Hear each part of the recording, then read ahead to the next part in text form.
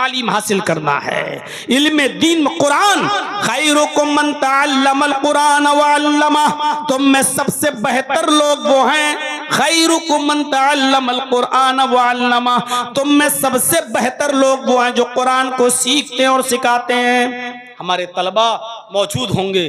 कुरान कितनी अजीम मुकद्दस किताब को तुम उसका इल्म हासिल कर रहे हो। ये कुरान ही तो था जिसने हैसियतें बदल दी। अरे मक्का क्या था? उम्मुल खबाइस।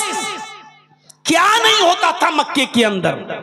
मक्के को लोग उम्मुल खबाइस कहते थे, सारी गंदी जगहों की मां। लेकिन जब कुरान मक्के में नाजिल हुआ मोहम्मद रसूलुल्लाह के क़ल्ब अतर पर, तो इस कुरान की बरकत से अल्लाह ने मक्के को उम्मुल कुरा बना दिया।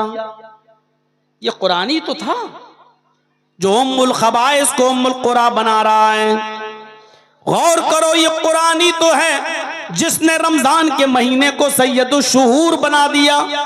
शहरु रमज़ान अल्लज़ी उन्ज़िला फ़ीहिल कुरआन हुदल लिन्नासि व बय्यिनातिम मिनल हुदा वल फुरक़ान।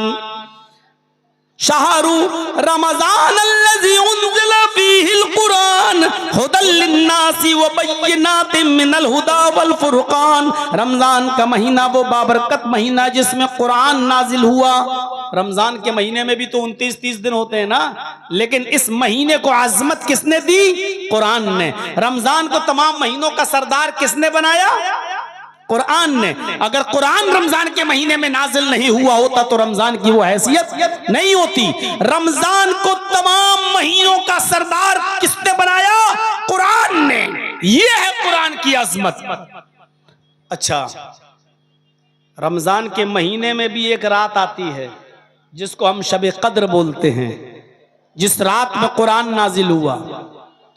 उस एक रात, जिस रात में कुरान नाजिल हुआ, जानते हो अल्लाह ताला ने आने के बाद उन्होंने अपने बाप से क्या कहा? या बाना, कुरान देखिए, या अबाना इन्ना ज़हबना नस्तबिकु व तरकना यूसुफ इंदा मताइना फ़अकलहु ज़िब।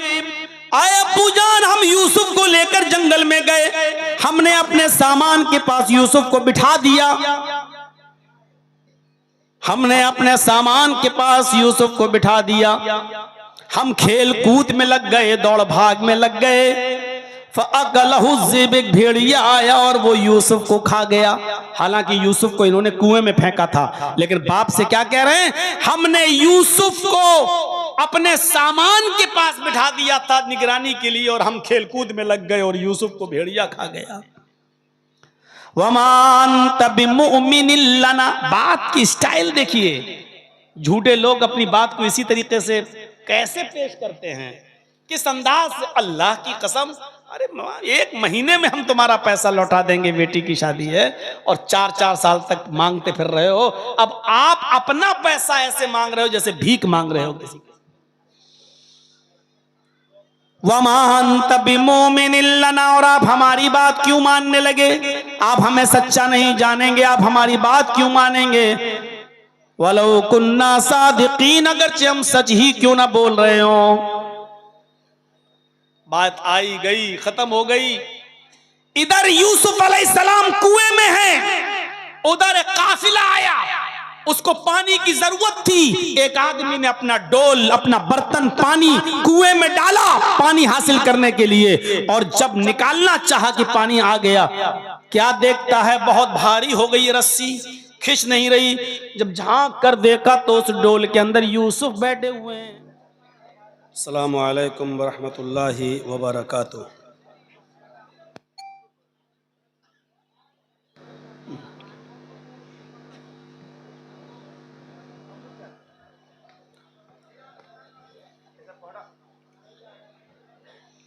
अल्हम्दुलिल्लाह,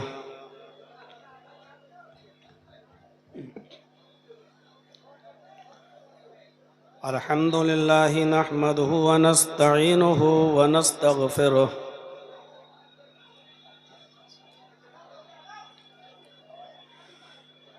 व नऊज़ु बिल्लाहि मिन शुरूरि अनफुसिना व मिन सय्यिआति अअमालिना।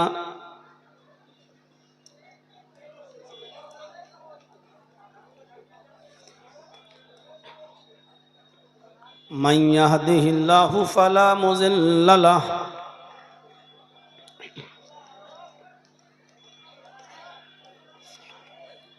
व मन युज़लिल्हु फला हादिय लह।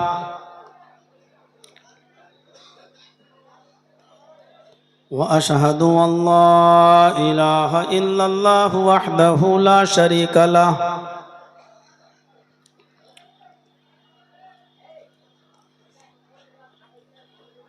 व अशहदु अन्न मुहम्मदन अब्दुहु व रसूलुहु।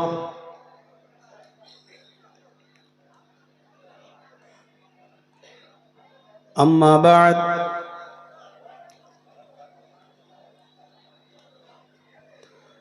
फ़इन्न खैरल हदीस किताबुल्लाह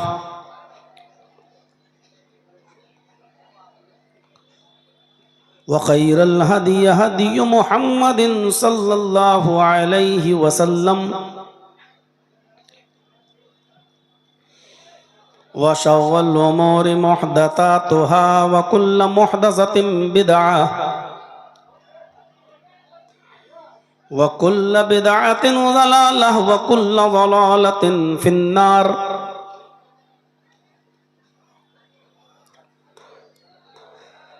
अऊज़ु बिल्लाहि मिनश शैतानिर रजीम। बिस्मिल्लाहिर रहमानिर रहीम। इक़रा बिस्मि रब्बिकल्लज़ी खलक़ खलक़ल इंसान मिन अलक़। इक़रा व रब्बुकल अकरमुल्लज़ी अल्लम बिल क़लम अल्लमल इंसान मा लम यअलम।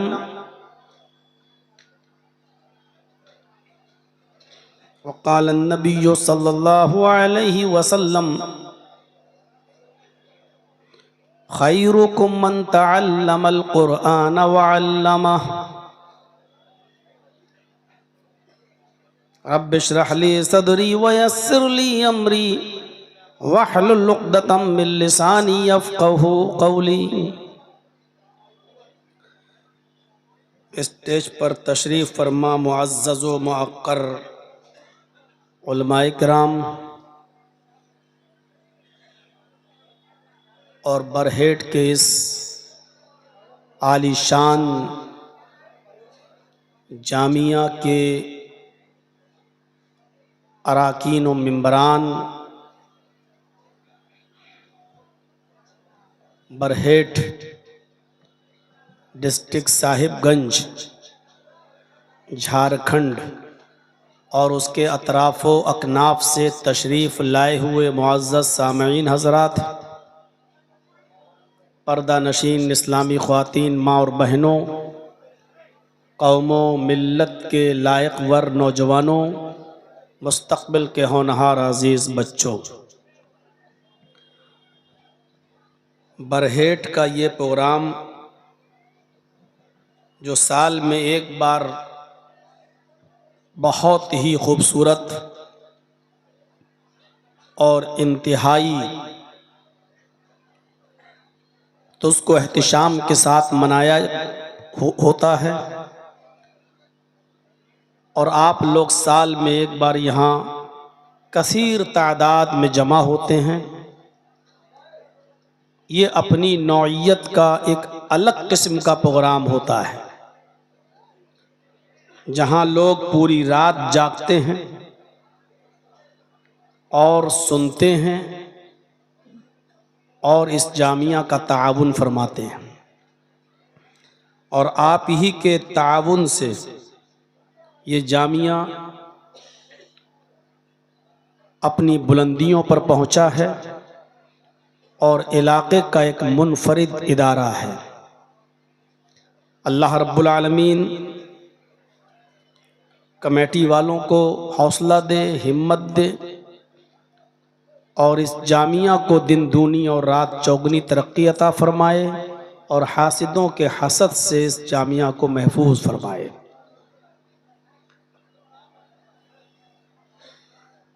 इल्म दुनिया का सबसे अजीम तोहफा है। नबी अकरम सल्लल्लाहु अलैहि वसल्लम ने फरमाया, बाप अगर अपनी औलाद को सबसे ज्यादा कीमती और सबसे ज्यादा खूबसूरत कोई तोहफा दे सकता है तो वो इल्म है। अगर किसी शख्स ने अपनी औलाद को इल्म के जेवर से आरास्ता और पैरास्ता कर लिया तो भले ही आपने उसको जमीन नहीं दी, जायदाद नहीं दी, माल नहीं दिया, दौलत नहीं दी, लेकिन इल्म से नवाजा है, आपका ये बच्चा आपके इंतकाल के बाद भी कभी भूखा नहीं मर सकता है, क्योंकि इल्म खुद रास्ता बना देता है और निकाल देता है। नबी अकरम जनाब मोहम्मदुर रसूलुल्लाह सल्लल्लाहु अलैहि वसल्लम पर जो सबसे पहली आयतें नाजिल हुई वो इसी इल्म के ताल्लुक से हुई। आपने ये बातें बहुत से उलमा से सुनी होंगी। आप पूरी रात जलसा सुने, तकरीबन रात के 2 बजे तक अभी तक आप जागे हुए हैं। और मुझे मालूम था, जिस वक्त मैं आया और मदरसे के ऑफिस में बैठा, जब मैं गया यहां से उठकर तो मैंने सेक्रेटरी साहब से कहा कि मैं उम्मीद रखूं कि इंशाअल्लाह 2 बजे तक मेरा टाइम आ जाएगा। तो हंसते हुए कहने लगे कि शेख आपने बिल्कुल सही पहचाना, यही वक्त है आपका। लेकिन आपकी हिम्मत को दाद देना पड़ती है कि पूरी रात बैठकर आप सुन रहे हैं। अल्लाह रब्बुल आलमीन सुनने से ज्यादा हमें अमल की तौफीक अता फरमाए। ये इल्म की आयतें उस नबी पर उतरी हैं सबसे पहले, जिस नबी ने कभी किसी के सामने जानुए तलम्मुस तह नहीं किया, कभी किसी से शागिर्दगी हासिल नहीं की, जिसको पढ़ाने वाला कोई नहीं। गौर कीजिए, जो खुद लिखना और पढ़ना नहीं जानता था, उस नबी पर सबसे पहले आयतें नाजिल हो रही हैं। तो इक़रा बिस्म रब्बिकल लज़ी खलक़।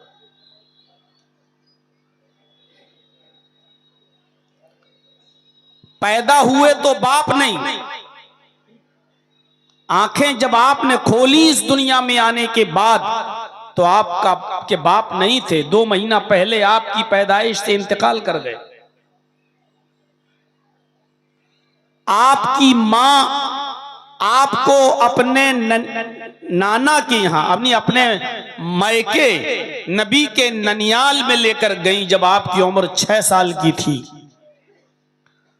मक्के से यसरफ की तरफ, मदीने की तरफ गई और 1 महीने वो अपने घर पे रुकी और फिर वहां से लौटकर जब वापस आ रही थी मक्के की तरफ अपने मायके से, तो रास्ते में एक मकाम पड़ता था जिसका नाम था मकाम अबवा।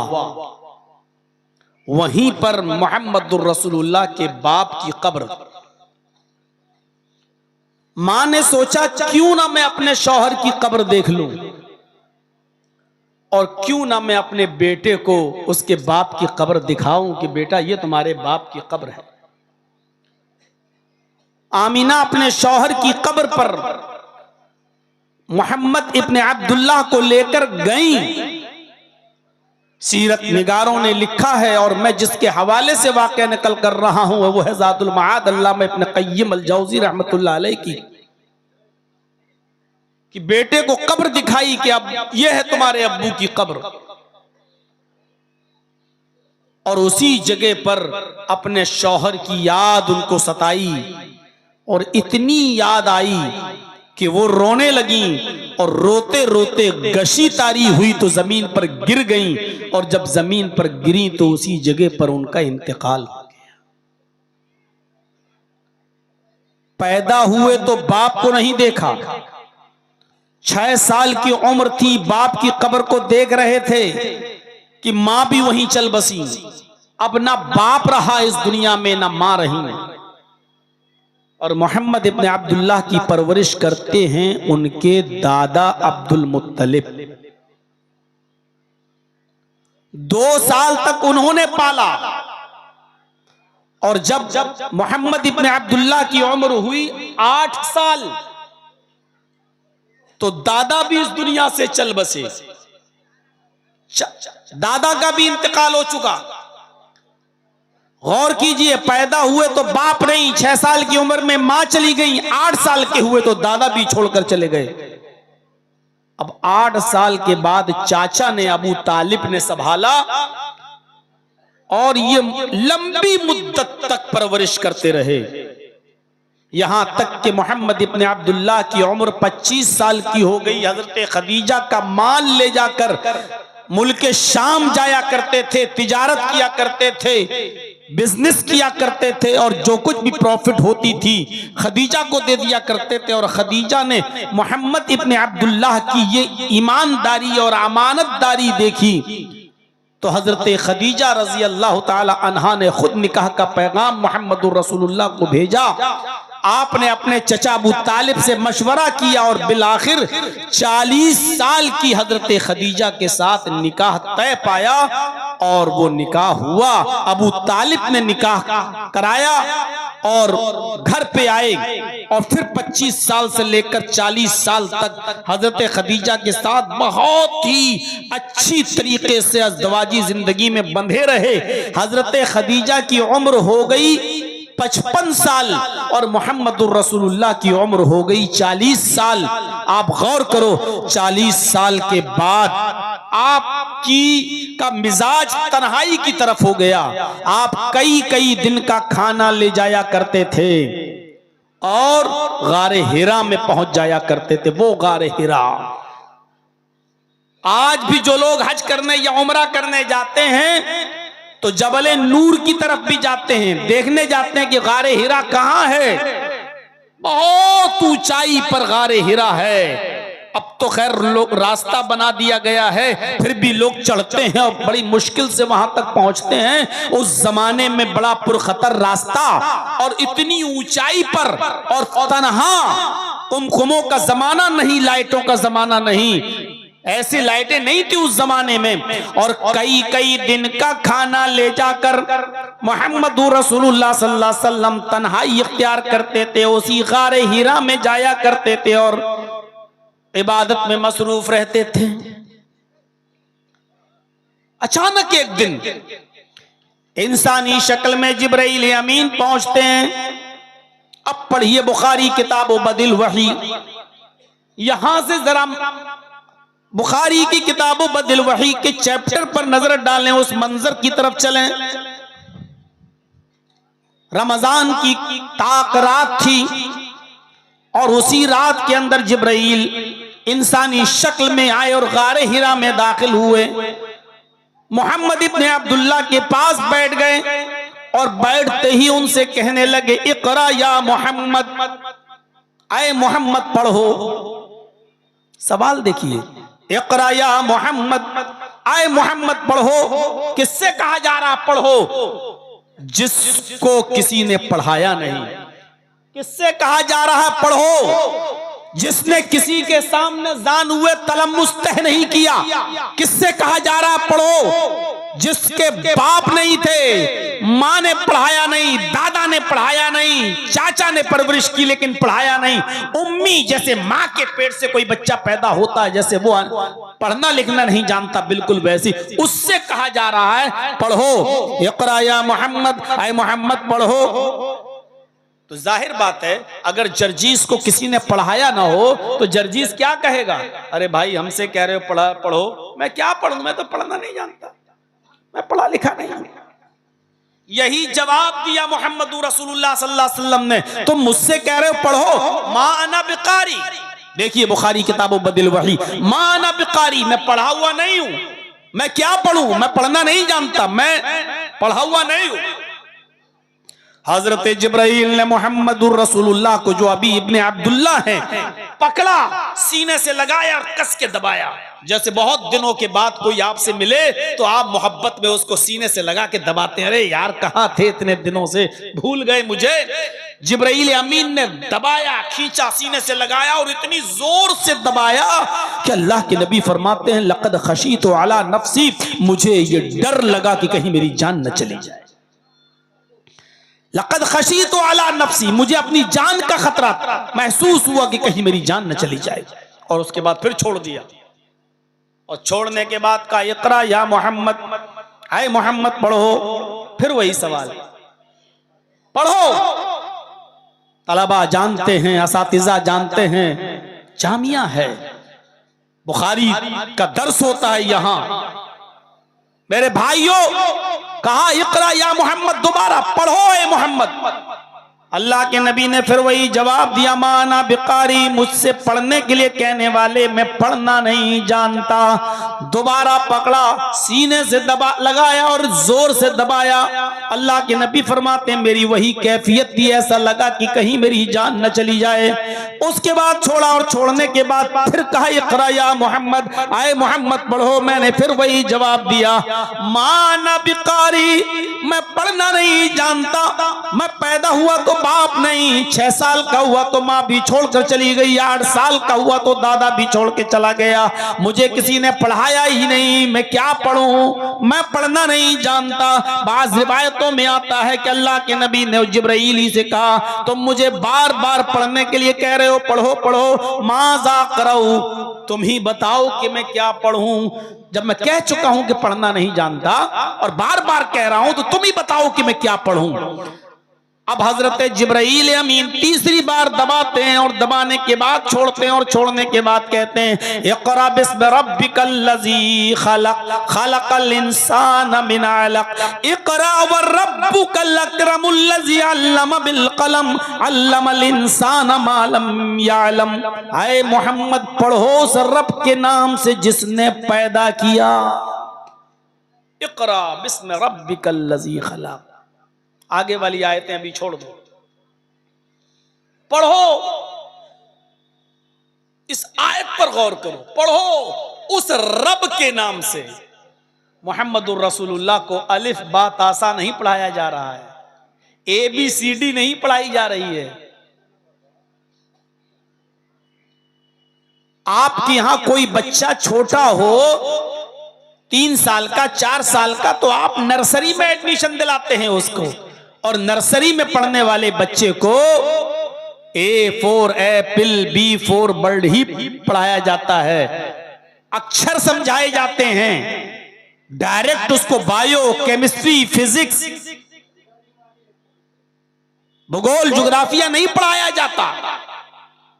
अरब के लोगों का मिजाज कैसा था, वो लोग कौन सी बात समझ सकते थे और कौन सी बात उनकी अक्ल में बैठ सकती थी, इस चीज को जहन में रखते हुए मेरे भाइयों इस बात की तरफ इशारा किया गया और ये फरमाया गया इक़रा बिस्मि रब्बिकल लज़ी खलक़। अरब के लोगों के दिल और उनके कुलूब और उनके अज़हान इस बात को एक्सेप्ट कर सकते थे, इसलिए तालीम ये दी जा रही है। इक़रा बिस्मि रब्बिकल लज़ी खलक़, पढ़ो उस रब के नाम से जिसने पैदा किया।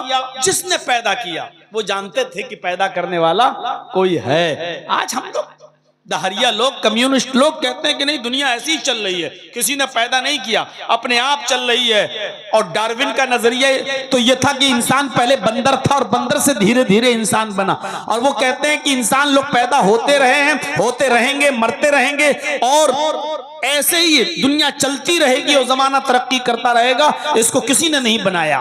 ये अधर्मी लोग, पापी लोग और नास्तिक लोग ये अकीदा रखते हैं। मेरे भाइयों, अरब के काफिरों का भी अकीदा नहीं था, वो जानते थे कि पैदा करने वाला कोई है, इसलिए तालीम इसकी दी जा रही है कि पढ़ो उस रब के नाम से जिसने पैदा किया। इक़रा बिस्मि रब्बिकल लज़ी खलक़, पढ़ो उस रब के नाम से जिसने पैदा किया। क्योंकि अरब के लोग जानते थे एक छोटी सी सुई और एक माचिस की डिब्बी, माचिस का खोखला भी मैच बॉक्स का खोखला भी, ऊपर की डिब्बी भी बगैर किसी बनाने वाले के वजूद में नहीं आ सकती है। जब एक छोटी सी टेबल, छोटी सी मेज जब बगैर किसी बनाने वाले के वजूद में नहीं आ सकती है, तो इतनी बड़ी जमीन, इतना बड़ा आसमान, ये चांद, ये सूरज, ये सितारे, ये सैयारे बगैर किसी बनाने वाले के वजूद में कैसे आ जाएंगे, वो जानते थे। ये तो आज साइंस ने तरक्की की है, आज पता चला है? वरना अरब के काफिर पहले ही से अकीदा रखते थे।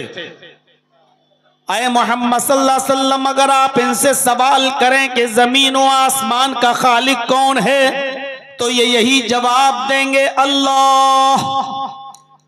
इनसे पूछो कि आसमान से बारिश कौन बरसाता है, तो ये जवाब देंगे, अल्लाह। इनसे पूछो कि युखरिजुल हय्य मिनल मय्यित व युखरिजुल मय्यित मिनल हय्य, इनसे पूछो जिंदा से मुर्दा और मुर्दा से जिंदा चीज को कौन निकालता है।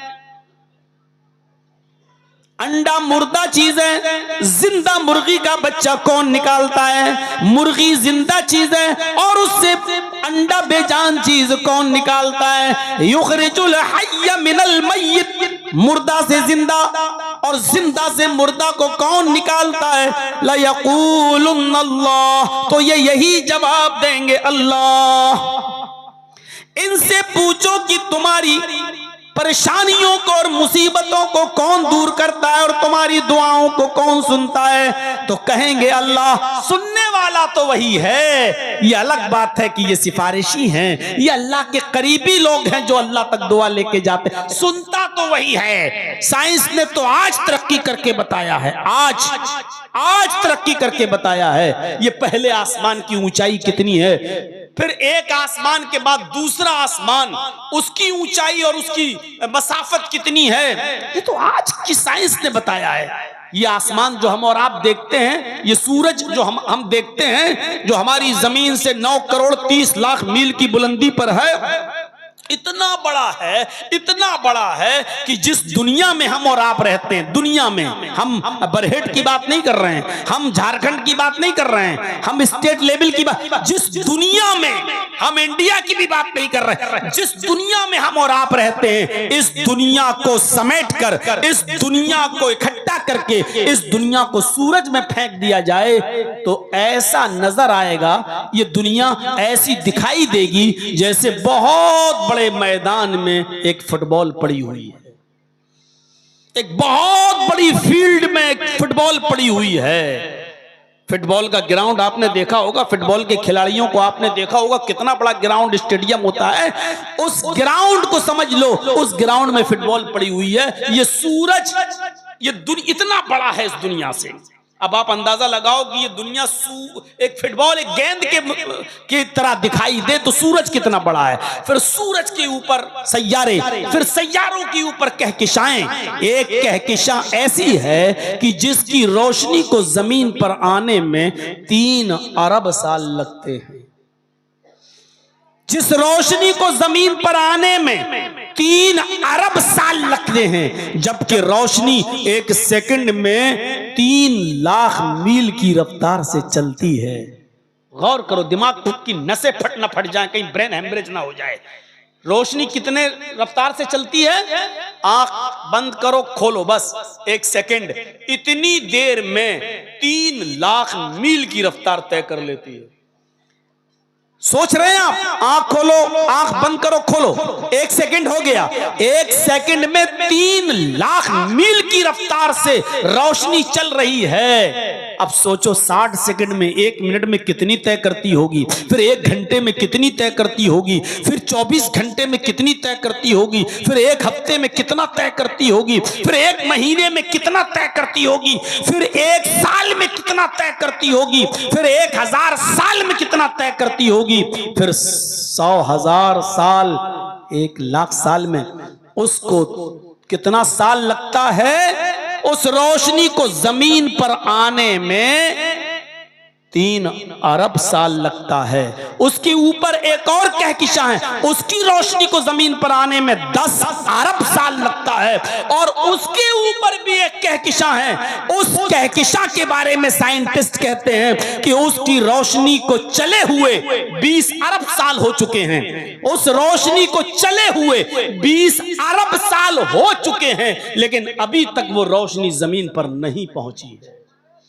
अभी कितने साल और लगेंगे पता नहीं, लेकिन जो कहकशां सबसे ऊपर है उसकी रोशनी को चले हुए 20 अरब साल का जमाना गुजर चुका है, लेकिन अभी तक वो रोशनी जमीन पर नहीं आई है। अभी पहला आसमान नहीं आया है, इसके बाद पहला आसमान, फिर एक आसमान से दूसरे आसमान की दूरी 500 साल के बराबर, फिर दूसरे से तीसरे आसमान की दूरी 500 साल के बराबर, फिर तीसरे से चौथे आसमान की दूरी 500 साल के बराबर, और चौथे आसमान से पांचवें आसमान की दूरी 500 साल के बराबर, फिर पांचवें आसमान से छठे आसमान की दूरी 500 साल के बराबर, फिर छठे आसमान से सातवें आसमान की दूरी 500 साल के बराबर, और छठे आसमान से सातवें आसमान की दूरी फिर 500 साल के बराबर, और सातवें आसमान के ऊपर एक समंदर।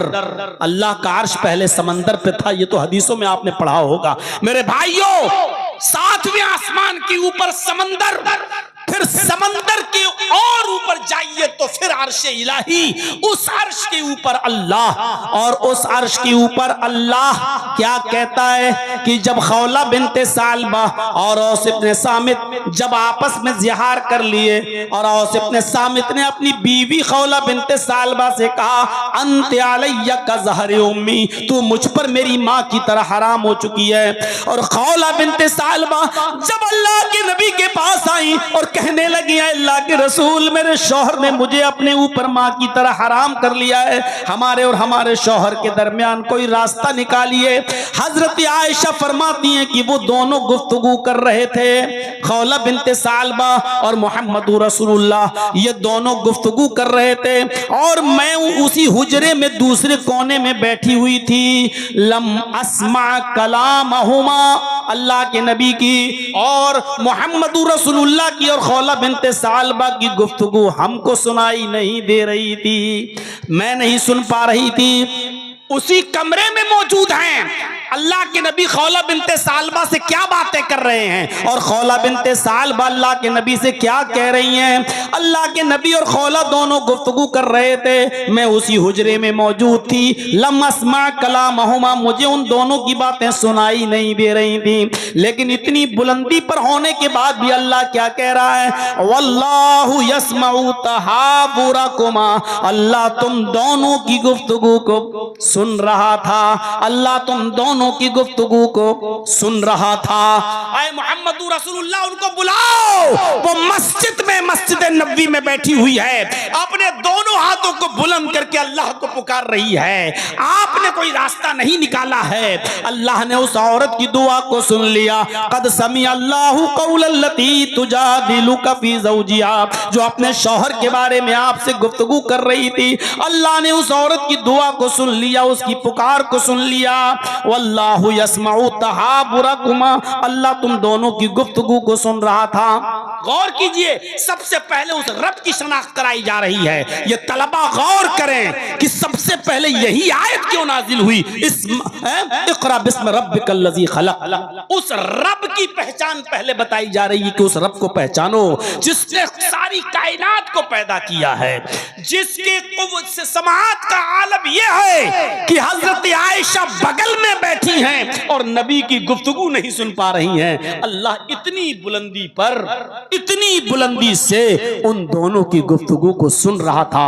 वो काली रात में, काले जंगल में, काले पहाड़ पर भी अगर कोई काली चूंटी चलती है तो वो सिर्फ चलती है नहीं, वो पैर जब पहाड़ के ऊपर रखती है और रेंगती है तो उसके पैर के पहाड़ पर रखने की जो आहट और आवाज होती है, हमारा रब उसको भी सुन लेता है।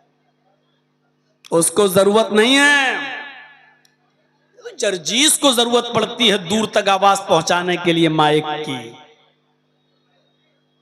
और अपनी आवाज पहुंचाने के लिए इंटरनेट की। अल्लाह को जरूरत नहीं है, वो मोहताज नहीं है, वो किसी भी वसीले का मोहताज नहीं है, वो डायरेक्ट सुनता और खुद सुनता है। हजरत आयशा नबी की बीबी वो कह रही है लम अस्मा कलामहुमा, वो दोनों क्या बातें कर रहे थे हमको सुनाई नहीं दे रहा था। और अल्लाह कह रहा है वल्लाहु यस्माउ तहावुरकुमा, अल्लाह तुम दोनों की गुफ्तगू को सुन रहा था। इक़रा बिस्मि रब्बिकल्लज़ी खलक़, पढ़ो उस रब के नाम से जिसने पैदा किया। सबसे पहले तालीम की वही हो रही है, पहचानो उस रब। हर आदमी जब रब पर गौर करेगा तो एकदम समझ में आ जाएगा कि जमीन और आसमान का खालिक, चांद और सूरज का खालिक, सैयारे और कहकशाओं का खालिक वही है, और जो कुछ भी हमें मांगना है उसी से मांगना है। तो सबसे पहले तालीम ये दी जा रही है। अब आइए, अब तालीम तो बहुत है और मैं आपको बिल्कुल मना नहीं करता हूं और करना भी नहीं चाहिए।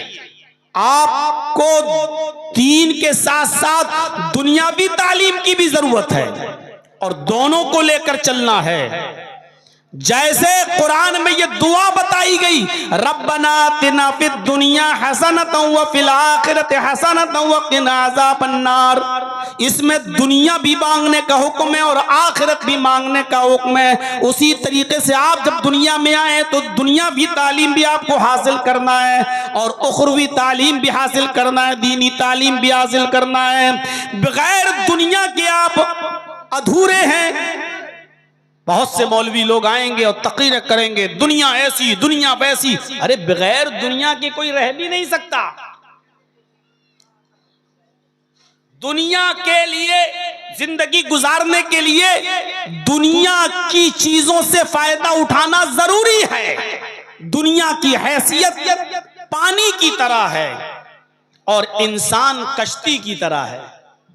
पानी, समंदर, नदी और इंसान की हैसियत कश्ती। अब देखिए, इंसान कश्ती है और दुनिया पानी है। कश्ती बगैर पानी के नहीं चल सकती है। अगर नाव को पानी के बाहर लाकर खड़ा कर दो तो वो चलेगी? नहीं चलेगी। इसका मतलब ये हुआ कि कश्ती को पानी की जरूरत है, पानी होगा तभी वो चलेगी। इसका मतलब ये है कि इंसान कश्ती है और दुनिया पानी, तो इंसान को दुनिया की जरूरत हर हाल में है, जैसे कश्ती को और नाव को पानी की जरूरत हर हाल में है। लेकिन एक बात याद रखिएगा, नाव जब तक पानी के ऊपर है चलेगी।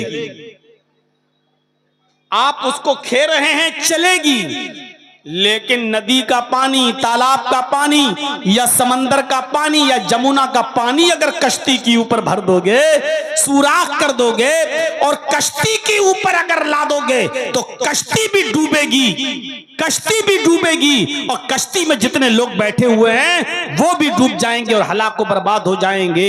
जब कश्ती तब तक चलेगी जब तक वो पानी के ऊपर है और दाएं बाएं है, चलेगी। लेकिन अगर समंदर के पानी को कश्ती के ऊपर आपने लाने की कोशिश की तो कश्ती भी डूबेगी और आप भी डूबेंगे। आप, दुनिया की जरूरत हर इंसान को है, लेकिन जब तक दुनिया से जरूरत के तहत दुनिया को इस्तेमाल करोगे तो फायदे में रहोगे, और जहां दुनिया को अपने ऊपर सवार करने की कोशिश की तो आप भी बर्बाद होगे और ये दुनिया भी बर्बाद होगी। दुनिया तो छूटती जा रही है। ये 2 दिन, पिछली साल आपके सामने आया था, इस साल फिर आपके रूबरू हूं। 1 साल दुनिया मुझसे छूट चुकी है। कहां गई दोस्ती? ये दुनिया कह रही है कि तुमने 1 साल मुझे खो दिया है, तुम मुझसे दूर हो चुके हो। और आखिरत कह रही है तुम 1 साल मेरे करीब हो चुके हो, 1 साल मेरे करीब हो चुके हो। इर्तहालत दुनिया मुदबिरतन, ये दुनिया पीठ दिखाकर भाग रही है। वल आखिरत मुकबिलतन, और आखिरत सामने से आ रही है, तुम्हारे सामने आ रही है। वलिकुल्लि वाहिदतिन मिनहुमा बनून, दुनिया के भी औलादें हैं और आखिरत की भी औलादें हैं, दुनिया के भी बच्चे हैं और आखिरत के भी बच्चे हैं। कूनू मिन अपनाइल आखिरा वला तकूनू मिन अपनाइद दुनिया, आखिरत की औलाद बनो, दुनिया की औलाद मत बनो, इसलिए कि दुनिया तुम्हें छोड़ देगी लेकिन आखिरत तुम्हें नहीं छोड़ेगी। दुनिया तुम्हें तर्क कर देगी लेकिन आखिरत तुम्हें तर्क नहीं करेगी। मेरे भाइयों, इस दुनिया में हमें दुनियावी तालीम भी हासिल करना है और उखरवी तालीम भी हासिल करना है। अब तो आप क्या करेंगे तालीम हासिल? अब तो मेरा इशारा है आप अपनी औलाद को दीन भी सिखाइए और दुनिया भी सिखाइए। जैसे दुनिया में हम आए हैं तो दुनिया भी कमा रहे हैं और आखिरत भी, दोनों चीजें जरूरी हैं। और अल्लाह ने खुद बताया, रब्बना आतिना फिद दुनिया, ये दुआ मांगा करो कि अल्लाह आए हमारे रब दुनिया में जो अच्छाइयां हैं वो हमें अता फरमा, वफिल आखिरति हसना, और आखिरत में जो भलाइयां हैं वो तू हमें अता फरमा। दुनिया की भी अच्छाइयां तलब करो और आखिरत की भी। इसी तरीके से दुनिया की भी तालीम हासिल करो और आखिरत की तालीम भी हासिल करो। लेकिन याद रखना, दीनी तालीम फर्ज है और दुनियावी तालीम फर्ज किफाया है। दुनियावी तालीम, दीनी तालीम फर्ज ऐन है। जैसे नमाज फर्ज है, रोजा फर्ज है, उसी तरीके से दीनी तालीम भी फर्ज है। और उसकी दलील क्या है? उसकी दलील है तलबुल इल्मी फरीज़तुन अला कुल्लि मुस्लिम। मुस्लिम में लड़का लड़की, मर्द औरत दोनों शामिल है। अल्लाह के नबी ने फरमाया कि इल्म दीन का हासिल करना, तलबुल इल्मी फरीज़तुन, और अल इल्म में अलिफ लाम तखसीस का है, खासियत बतला रहा है। इल्म दीन, खास इल्म दीन का हासिल करना ये फर्ज है हर मुसलमान पर, चाहे वो मर्द हो या औरत हो।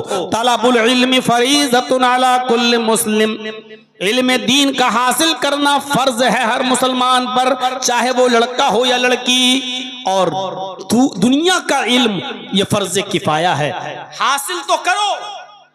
आजकल जरूरत है मेरे भाइयों एडवोकेट्स की जो हमारे यहाँ हो, आजकल जरूरत है इंजीनियरों की जो हमारे यहाँ हो, आजकल जरूरत है आईपीएस अधिकारियों की जो हम में से हो।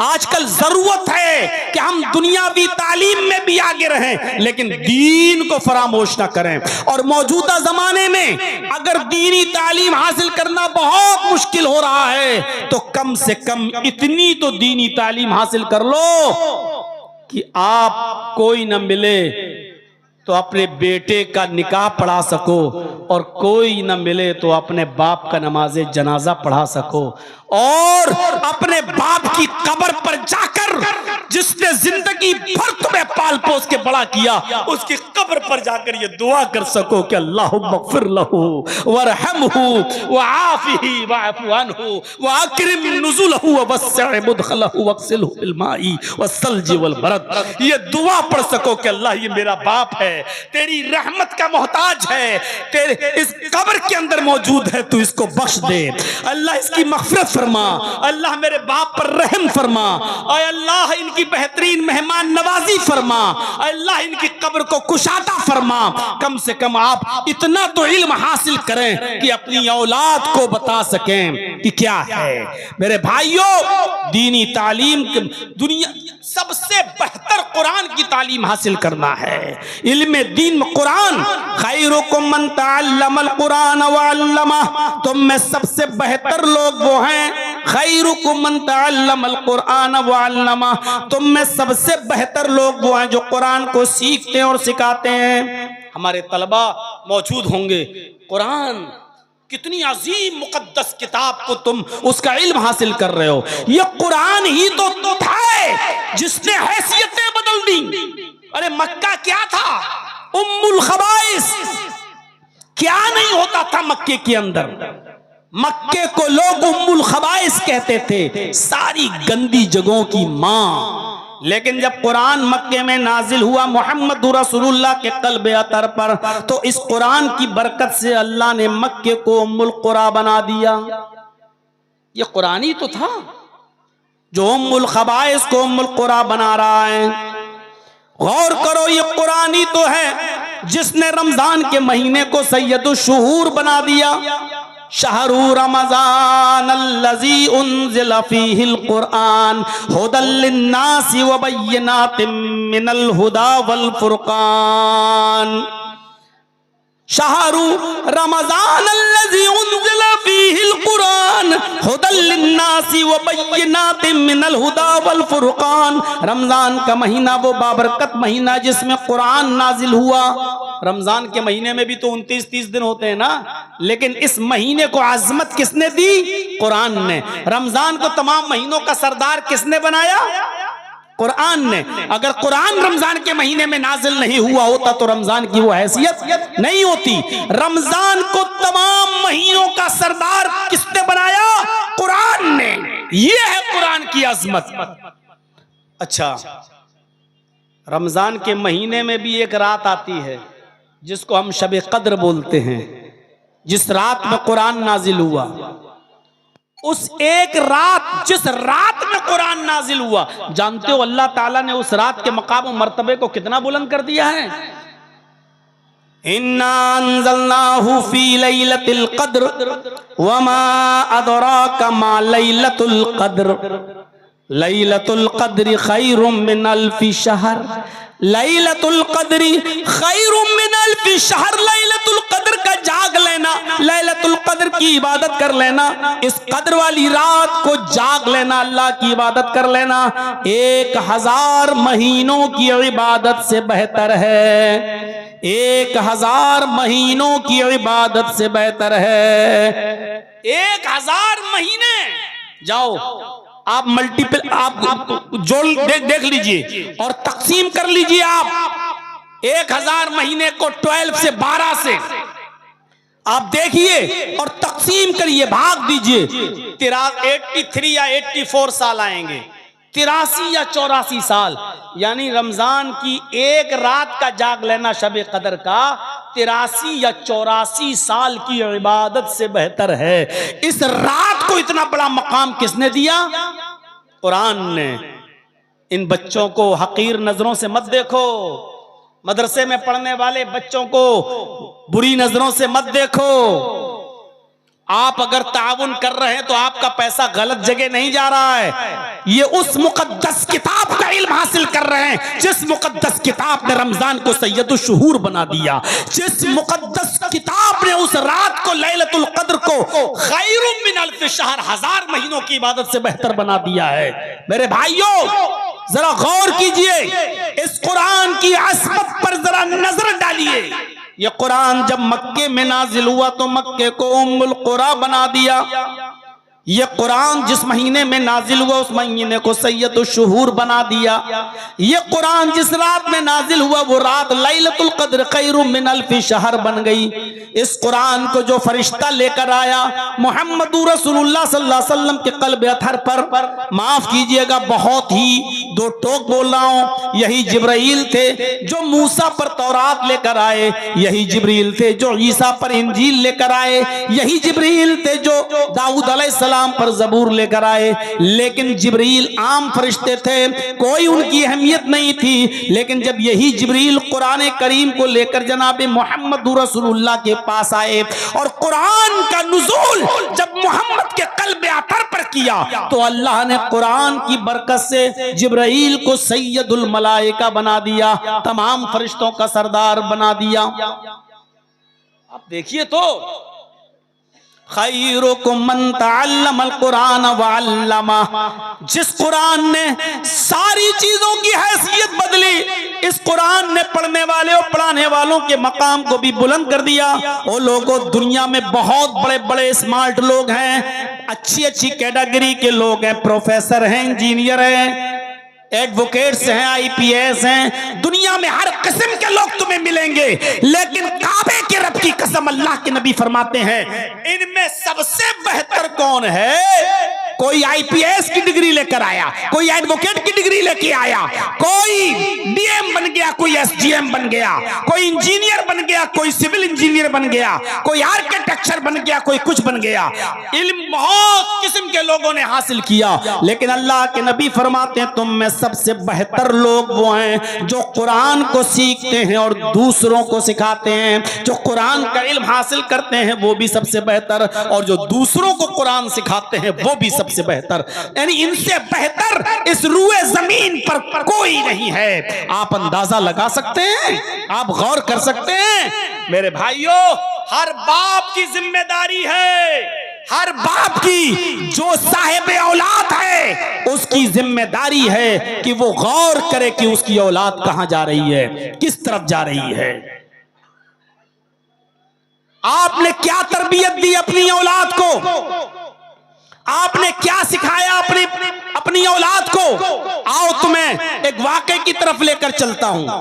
हजरत यूसुफ अलैहिस्सलातु वस्सलाम की शख्सियत पर नजर डालो। थोड़ा सा मैं इशारा करूंगा।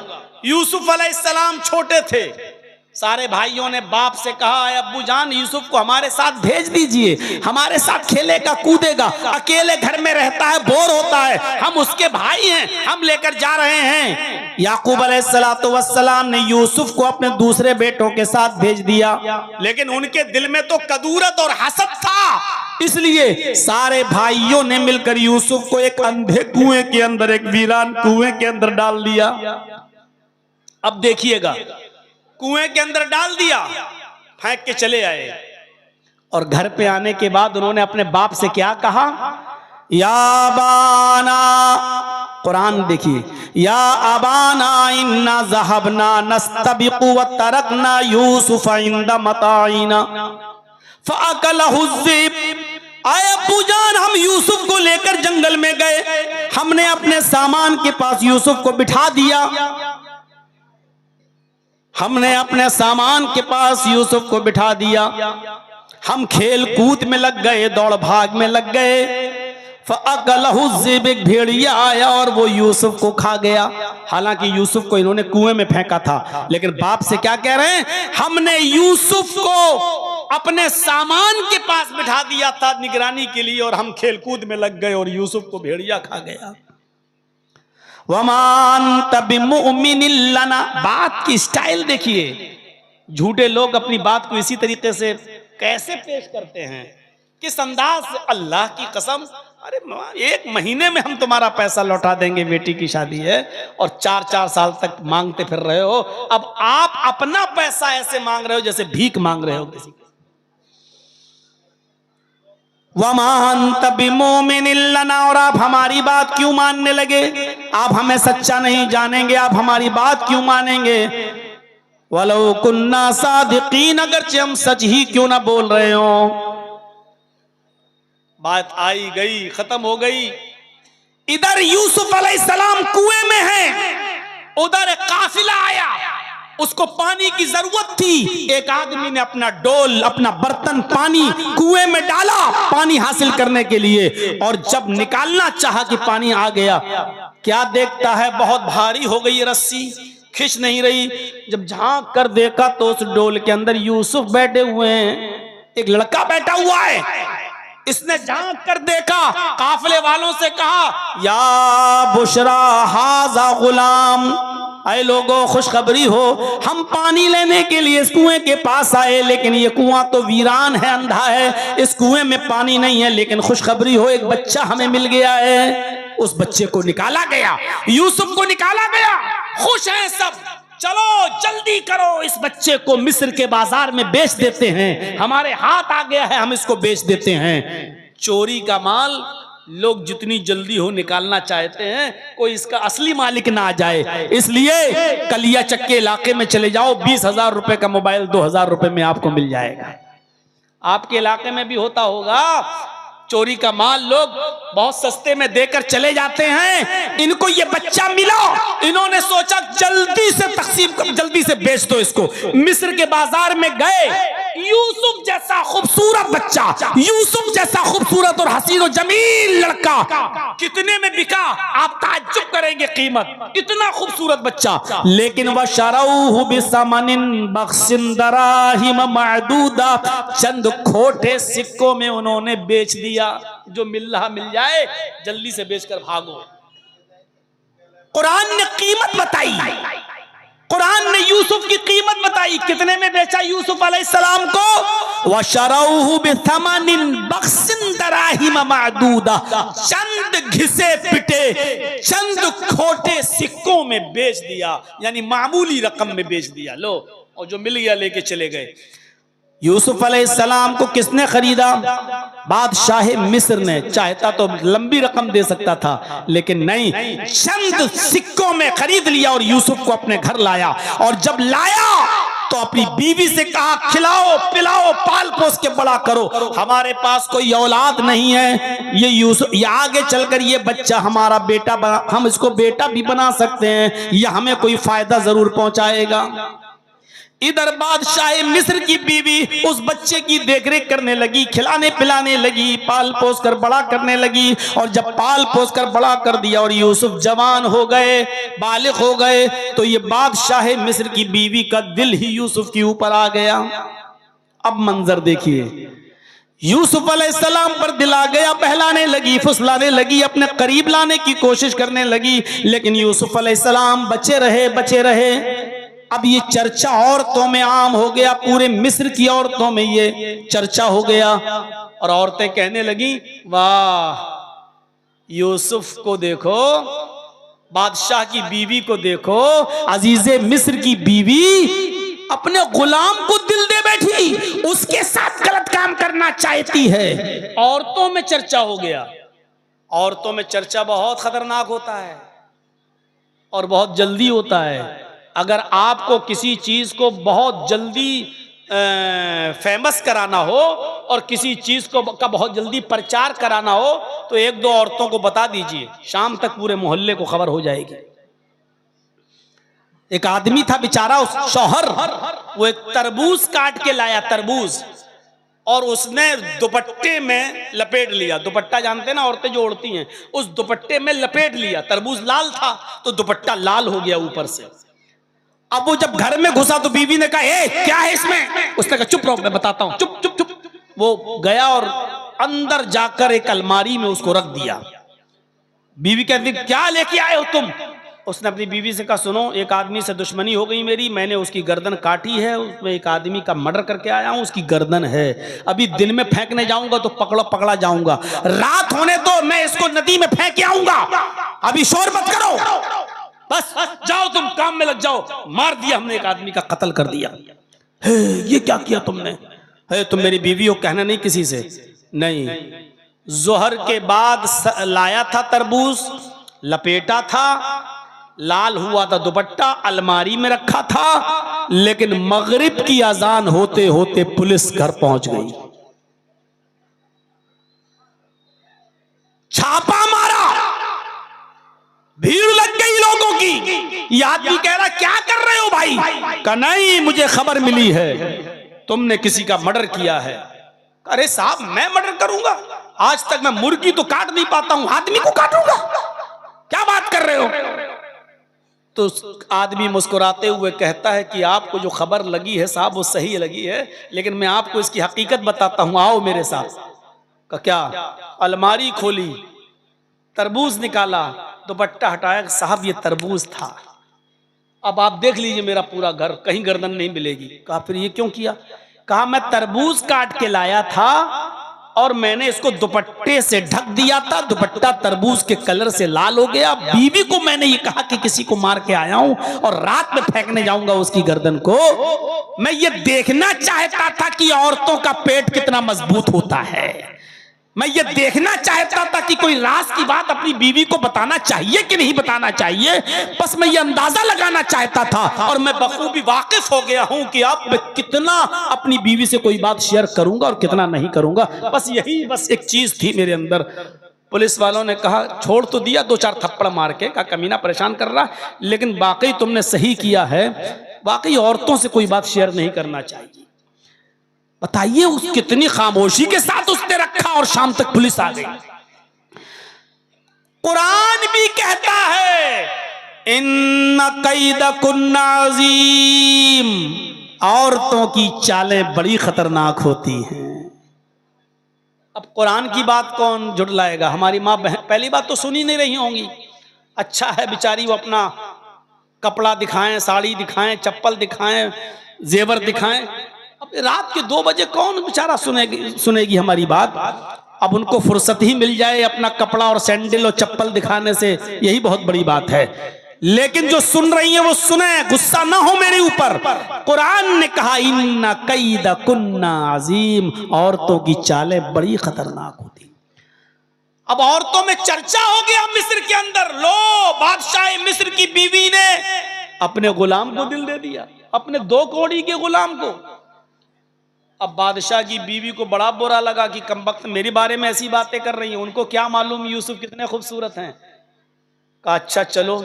अब देखिए एक और चाल चली बादशाह मिस्र की बीवी ने। क्या चाल चली? सारी औरतों को बुलाया, दावत दे दी, दस्तरखान लगा दिया, सबके सामने फल रख दिए और छुरी रख दी। लो फल काटो और खाओ। ये भी एक चाल थी। औरतों ने छुरी उठाई और फल काट काट के खाने लगी। यूसुफ से कहा बादशाह मिस्र की बीवी ने, यूसुफ इन औरतों के सामने से गुजर जाओ। और जब बादशाह मिस्र की बीवी की बात मानकर यूसुफ जब उन औरतों के सामने से गुजरे और मिस्र की औरतों ने जब यूसुफ को देखा तो फल काट रही थी, उंगली कटने लगी। है कभी कभी आप दीवार पे तेज सर मार दें तो उस वक्त आपको तकलीफ नहीं होगी, आधे घंटे के बाद दर्द होगा। उफ। कभी कभी अचानक आपको चोट लग जाए तो उस वक्त वो जगह सुन्न हो जाती है, आपको तकलीफ नहीं होगी, बाद में तकलीफ होती है। औरतों ने इधर यूसुफ को देखा तो उंगलियां काट दी। और ऐसे नहीं कटी नहीं, कुरान कहता कत्ताना अयदियहुन्ना, उंगली कटी नहीं, टुकड़े टुकड़े हो गई। इधर से कटी, इधर से कटी, इधर से कटी, गिरने लगी। कता यक्ताओ के माना काटना और कत्ता युकत्तो तख्ती के माना होते टुकड़े टुकड़े करना। उन औरतों ने अपनी उंगलियों के टुकड़े टुकड़े कर दिए। अल्फाज की ज्यादती माना की ज्यादती पर दलालत करती है। कई जगह से उनकी उंगलियां कट गई और उनको तकलीफ ही नहीं हो रही है। उंगलियां कट के गिर रही हैं और वो यूसुफ की खूबसूरती देखकर वो दीवानी हो गई। और कुरान कहता है चीख पड़ी मां हाजा बशर, ये इंसान है ही नहीं, ये इंसान नहीं है। अरे इंसान नहीं तो कौन?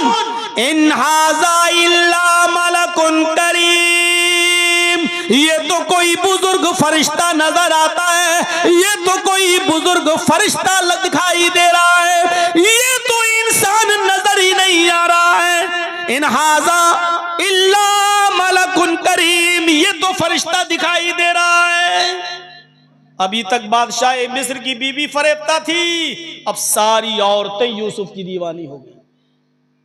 कैसी खतरनाक चाल चली। अब उन औरतों से कहा देख रही हो ना, अब बताओ मेरा क्या कसूर है। एक और चाल, कैसी खतरनाक चालें होती हैं औरतों की। फोन नंबर भी ढूंढ लेंगी, कॉल भी करेंगी, रात भर जगाएंगी भी, चैटिंग भी करेंगी, टाइम देकर आपको अपने घर बुलाएंगी भी और फिर आपका नाम भी लेकर आपको फंसा भी देंगे।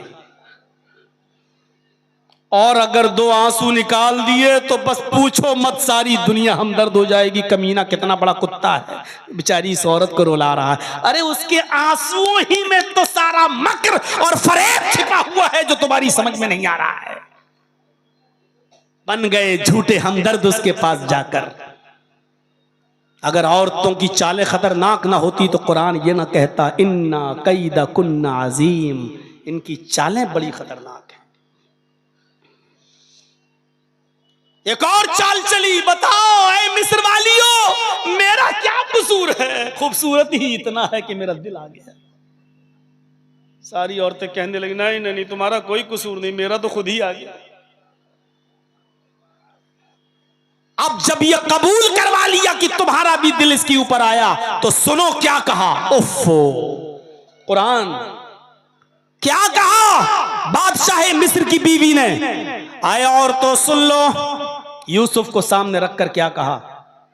अगर इस लड़के ने, इस नौजवान ने अगर मेरी बात न मानी, धमकी भी, अगर इसने मेरी बात न मानी और मेरा कहा न माना, और जो चीज मैं इससे चाहती हूं अगर इसने मेरे मुतालबे को पूरा न किया,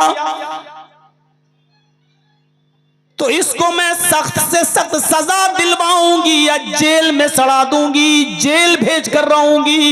ये जेल में सड़ेगा, ये जेल में जाएगा, लंबी मुद्दत तक जेल में रहेगा, जेल में इसको सड़वा दूंगी। और जब यूसुफ अलैहिस्सलाम ने सुना कि बादशाह मिस्र की बीवी ने, मेरी मालिका ने, मेरी मालिकन ने ये कह दिया कि मैं इसको जेल में सड़ा दूंगी, तकलीफ पहुंचाऊंगी, तो जानते हो यूसुफ अलैहिस्सलाम ने क्या किया। आसमान पर नजरें डाली और अल्लाह से दुआ की।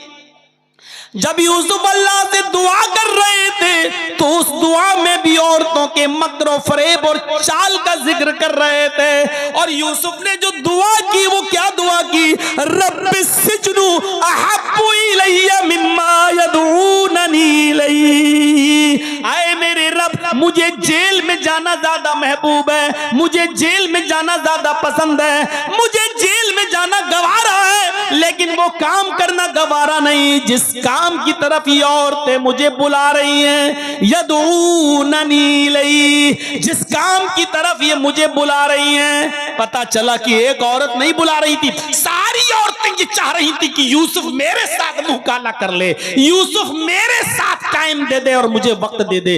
इसलिए यदऊननी जमा मुअन्नस गायब का सेका इस्तेमाल हुआ है। क्या कहा, आए अल्लाह मुझे जेल में जाना ज्यादा पसंद है, मुझे जेल में सड़ जाना पसंद है, मुझे जेल की जिंदगी गवारा है, मुझे जेल खाना पसंद है, लेकिन वो काम करना पसंद नहीं है जिस काम की तरफ ये औरतें मुझे बुला रही हैं और मुझे दावत दे रही हैं।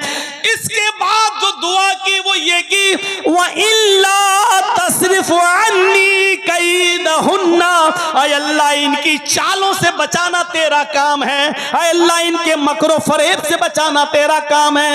आय अल्लाह अगर तूने मुझे इनके चालों से महफूज न किया, इनके इरादों से महफूज न किया, इनकी चालों से और इनके ढोंग से अगर तूने मुझे मेरी हिफाजत ना फरमाई, अस्बु इलैहिन्ना व अकुम मिनल जाहिलीन, तो मैं भी इनकी तरफ गिर जाऊंगा, मैं भी इनकी तरफ माइल हो जाऊंगा, मैं भी इनकी तरफ झुक जाऊंगा। अगर तूने मुझे इनकी चालों से न बचाया, अगर तूने मुझे इनकी चालों से महफूज न किया, तो मैं भी इनके साथ मुंह काला कर बैठूंगा। वो अकुम मिनल जाहिलीन, और मेरा शुमार नादानों में और जाहिलों में हो जाएगा। क्या कहा यूसुफ अलैहिस्सलाम ने, अल्लाह इनकी चालों से तू मुझे बचा ले, जेल में भले ही चला जाऊं वो मुझे गवारा है। अब सुनिए, तालीम देखिए क्या है। यूसुफ अलैहिस्सलाम के फिर वो पीछे पड़ के रह गई, ये जेल में भी जाने के लिए तैयार है, जबरदस्ती करूं इसके साथ। अब जबरदस्ती करने लगी। क्या कहा, यूसुफ इधर आओ, चलो एक काम है। कुरान कहता है अंदर ले गई, ये दरवाजा बंद, और अंदर ले गई, दूसरा दरवाजा बंद, और अंदर ले गई, तीसरा दरवाजा बंद, कई दरवाजों के अंदर ले गई। और जब लास्ट वाले कमरे में पहुंची तो कहने लगी, आए यूसुफ आओ, अच्छा मौका है, एक खूबसूरत औरत तुम्हारे पास है, तन्हाई का मौका है, आओ आओ मेरे करीब आओ। यूसुफ को जब अपने करीब बुलाने लगी तो यूसुफ अलैहिस्सलाम ने कहा, माअज़ल्लाह, अल्लाह की पनाह, मैं ये काम नहीं कर सकता। वो उठी, यूसुफ भागे।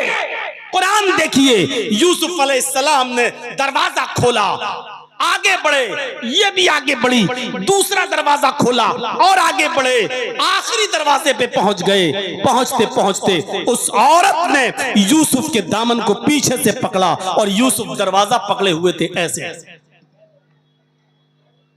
यूसुफ ये हट गया, यूसुफ दरवाजा पकड़े हुए थे पहले से, और जैसी खींचा उस औरत ने अपनी तरफ, बादशाह मिस्र की बीवी ने अपनी तरफ यूसुफ को खींचा तो यूसुफ का कुर्ता पीछे से फटता चला गया। कौन ये खतरनाक लाइट मार रहा भाई?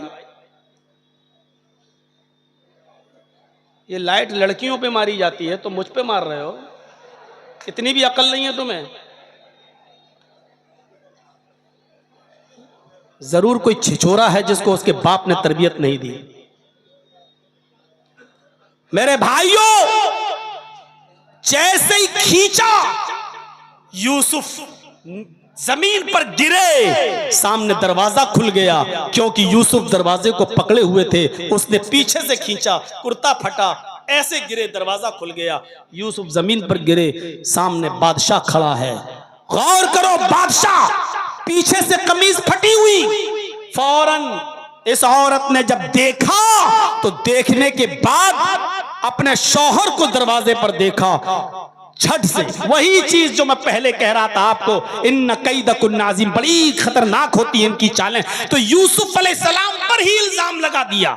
देख रहे हैं आप, अंदर ले गई बादशाह मिस्र की बीवी, दरवाजे बंद किए बादशाह मिस्र की बीवी ने, यूसुफ को बुलाया बादशाह की बीवी ने, लेकिन जब पकड़ी गई चोरी तो सामने बादशाह खड़ा है और बादशाह मिस्र की बीवी कहती है, जो तुम्हारे अहल के साथ, बीवी के साथ गलत काम के इरादे से अंदर घुस जाए, कपड़े तक फट जाएं, ऐसे शख्स की सजा क्या होनी चाहिए? बिलाखिर उस यूसुफ अलैहिस्सलाम पर तोड़ मरोड़ कर इल्जाम लगाकर जेल के अंदर भिजवा दिया। मुफस्सिरीन के अलग अलग अक़वाल हैं। कोई कहता है कि 10 साल यूसुफ जेल खाने में रहे, किसी मुफस्सिर ने लिखा है कि 7 साल जेल खाने में रहे, एक लंबी मुद्दत जेल खाने में रहे। ख्वाब की ताबीर बताई, मिस्र में जब कहत पड़ा, उस कहत की ताबीर बताई तो बादशाह ने फिर इजाजत दी कि उसको जेल से निकालो, और वही जो ये ताबीर बता रहा है वही उसका हल भी बताएगा, और किसी भी तरीके से उनको मुल्क मिस्र का बादशाह बना दिया गया।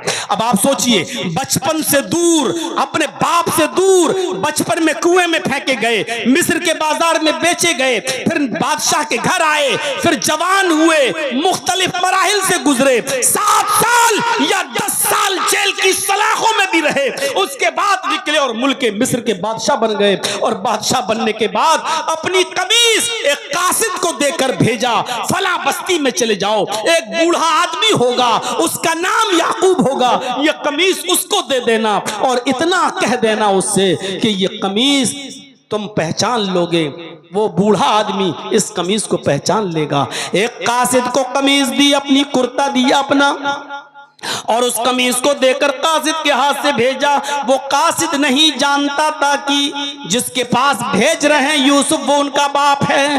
वो कासिद, वो इल्ची, वो दूत, वो मैसेंजर, वो पैगाम्बर जाता है और यूसुफ अलैहिस्सलाम की वो कमीज लेकर उस बस्ती में पहुंचता है, और पूछते पूछते याकूब को ढूंढ लेता है। याकूब अलैहिस्सलाम के पास जाकर कहता है, मुल्क मिस्र के बादशाह ने ये कमीज तुम्हें दी है, इस कमीज को देखो।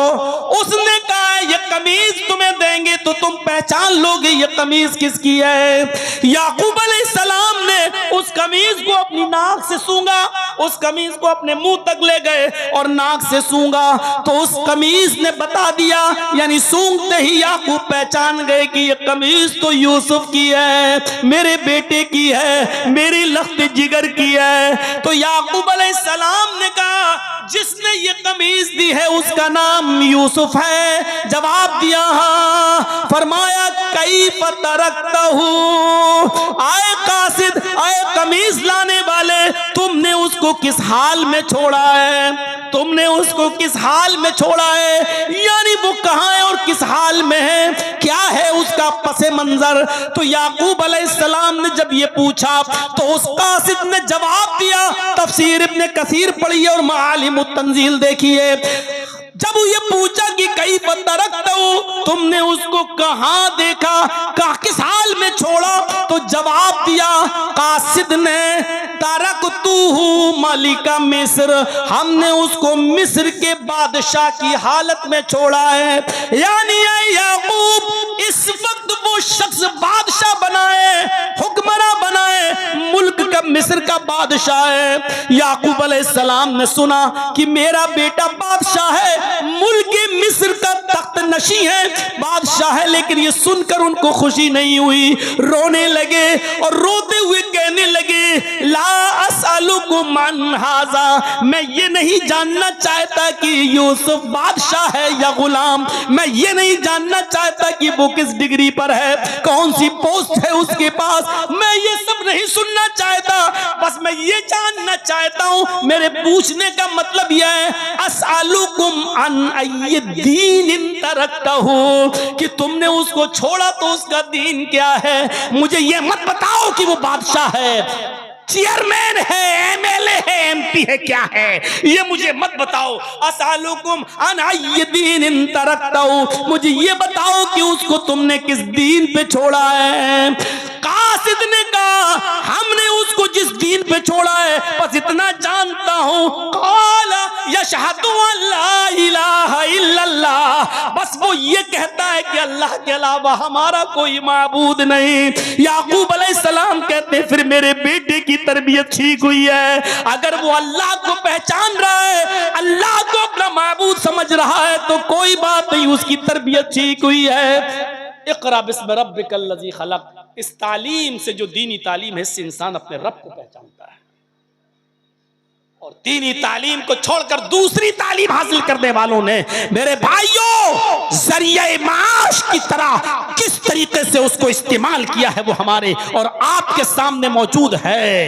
नजरें डालो, हलाल और हराम की कोई तमीज आज हमारी सोसाइटी के अंदर नहीं रही है। आज किसी को भी देख लो, बैंकों में कितना पैसा उसका जमा है, सूद बढ़ रहा है, उससे पूछो कि सेविंग अकाउंट है उसमें सूद बढ़ता है तुम उसका क्या करते हो, या फिक्स डिपॉजिट तुम्हारी चल रही है उसका क्या करते हो, ये बताओ कि किस किस के पास क्रेडिट कार्ड है, और क्रेडिट कार्ड जब तुम बनवाते हो तो बताओ कभी अगर उसमें वक्त पर पैसा बैंक को नहीं दिया तो सूद देते हो या नहीं देते हो। तो मेरे भाइयों आप गौर करें कि उसी नबी ने हमें रब की मार्फत देते हुए इस कमाई को हराम करार देते हुए फरमाया कि दिरहमु रिबा याकुलुहु रजुलु व हुवा यालम, अगर कोई शख्स सूद का ब्याज का एक दिरहम खा ले, एक दिरहम 1 रुपए से भी कम होता है, एक दिरहम अगर सूद का खा ले अशद्दु मिन सित्तिन व सलासीन ज़नियतन, गोया कि उसने 36 मर्तबा जिना किया है। अल्लाह के नबी फरमाते हैं 1 रुपया सूद का और जानता है कि ये सूद का है और खाता है तो गोया कि वो 36 मर्तबा जिना करता है, यानी 36 मर्तबा जिनाकार को जिना करने के बाद जहन्नम में जो सजा मिलेगी वो सूद का 1 रुपया खाने वाले को मिलेगी। मेरे प्यारे साथियों जरा तसव्वुर करो कि जिनका कारोबार ही सूद का हो, जो कारोबार ही लेन देन ही जिनका पूरा सूद पे चल रहा हो, वो अंदाजा लगाएं। एक हदीस के अंदर अल्लाह के नबी ने फरमाया सूद खाने वाला ऐसा है जैसा कि वो अपनी मां से निकाह कर रहा है, यानी जिस तरह कुरान की आयतें 3 नहीं 3 लाख मर्तबा भी पढ़कर अगर मां के साथ निकाह करोगे तो मां हलाल नहीं हो सकती है, इसी तरीके से सूद पर कितनी बार कुरान और कुरान की आयतें पढ़कर भी अगर खाना चाहो तो सूद भी हलाल नहीं हो सकता। जिस तरह मां हराम रहेगी उसी तरह सूद भी हराम रहेगा।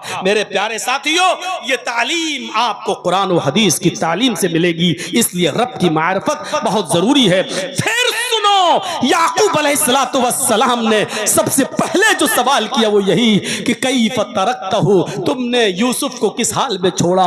उसने कहा तरकतहु मलिका मिस्र, मिस्र के बादशाह की हालत में छोड़ा।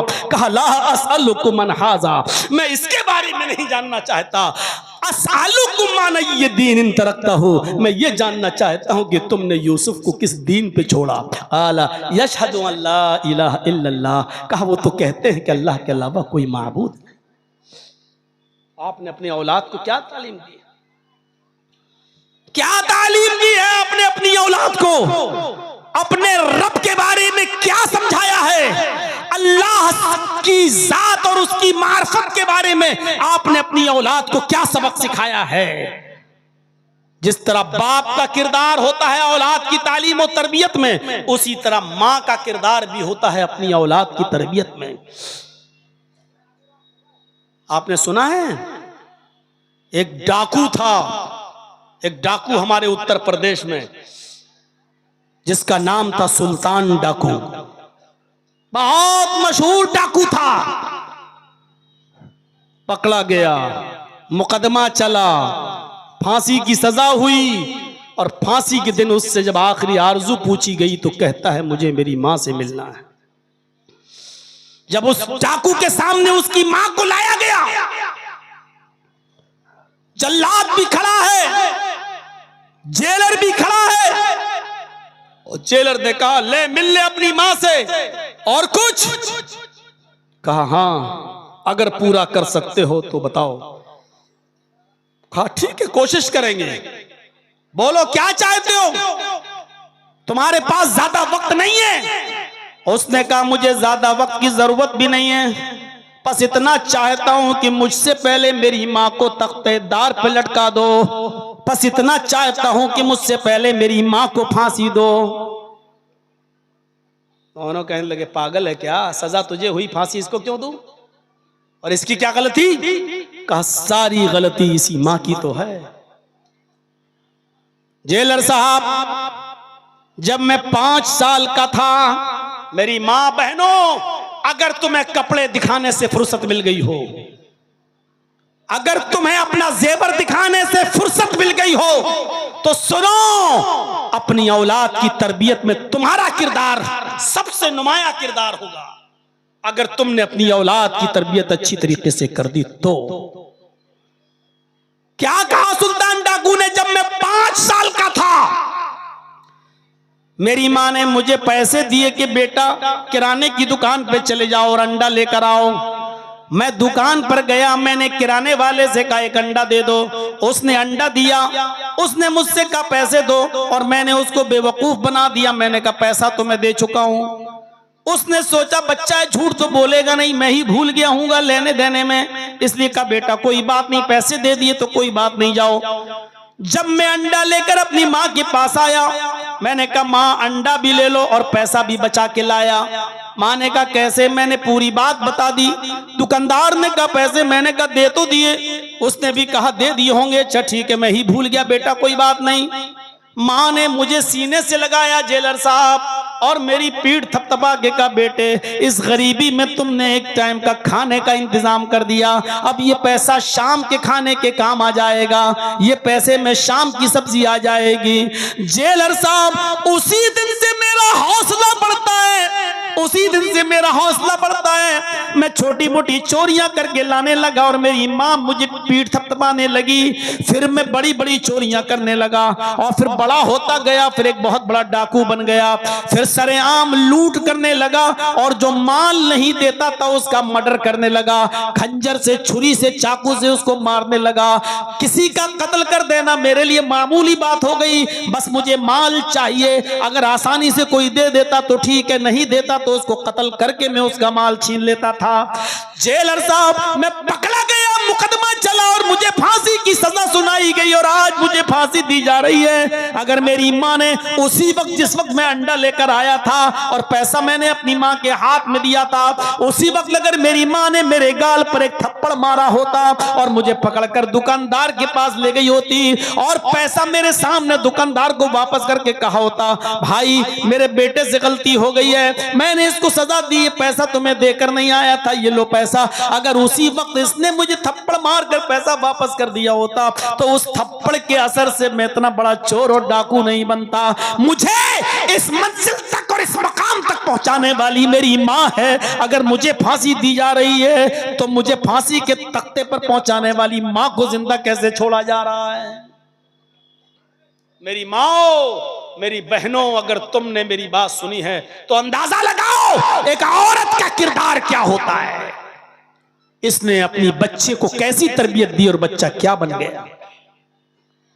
और इसके बरअक्स दूसरा वाक़या आपके सामने आना चाहिए, शेख अब्दुल कादिर जिलानी बगदादी रहमतुल्लाह अलैह का, जिनको आज मुसलमानों का एक बहुत बड़ा तबका पीराने पीर कहता है। पीराने पीर, बल्कि उनको दस्तगीर तक कह देता है। दस्तगीर, जानते हो दस्तगीर किसको कहते हैं? अल्लाह को गिरने से बचाने वाला दस्तगीर। अल्लाह ताला के बारे में अकीदा है इनका कि वो आ रहा था, मुझे दिखा रहा था छठा आसमान, सातवां आसमान, चौथा आसमान, अचानक अल्लाह का पैर फिसला, करीब था कि अल्लाह गिर जाए, करीब था कि अल्लाह गिर जाए, मैंने हाथ पकड़कर उनको खींच लिया। उस दिन से नाम पड़ गया अब्दुल कादिर दस्तगीर। अल्लाह फिसल गया, अल्लाह गिर गया, और अल्लाह को गिरने से बचाने वाले कौन थे? अब्दुल। जिनके अकीदे ये हों उनसे क्या तवक्को रखी जाएगी। अब्दुल कादिर जिलानी की उम्र जब 12 साल की थी तो ये काफिले वालों के साथ जा रहे थे। मां ने 40 अशरफियां इनके कुर्ते के अस्तर में सिल दी और कहा, बेटे तुम जा तो रहे हो, इनके साथ रहना, अलग मत होना, और याद रखना हालात कितने भी खराब हों, कितने भी नाजुक हालात हों, कितनी भी बुरी कंडीशन हो, कैसे भी हालात हों, लेकिन बेटे झूठ कभी मत बोलना। चाहे कितने बुरे हालात पैदा हो जाएं, तुम झूठ मत बोलना, हमेशा सच बोलना, झूठ मत बोलना। ये नसीहत करके मां ने अपने बेटे को, 12 साल के बच्चे को रुखसत कर दिया। ये काफिला रवाना हो गया, चलने लगा, और जब ये कहीं गुजर रहा था सहरा और जंगल से, वही डाकू छिपे हुए थे चोर, उन चोरों ने इस काफिले पर हमला कर दिया, सबका माल लूट लिया। इस बच्चे के पास से भी एक चोर गुजरा और कहने लगा, ए लड़के तेरे पास भी कुछ है? आए बच्चे तेरे पास भी कुछ है? अब्दुल कादिर जिलानी ने कहा, हाँ मेरे पास भी है। चोर आ गया करीब, क्या तेरे पास भी है? कहा क्या है? कहा 40 अशरफी। अरे कहाँ है भाई, मुझे तो नहीं दिख रही हैं, कहाँ है? कहा ये है, ये कोट कुर्ते के अस्तर में।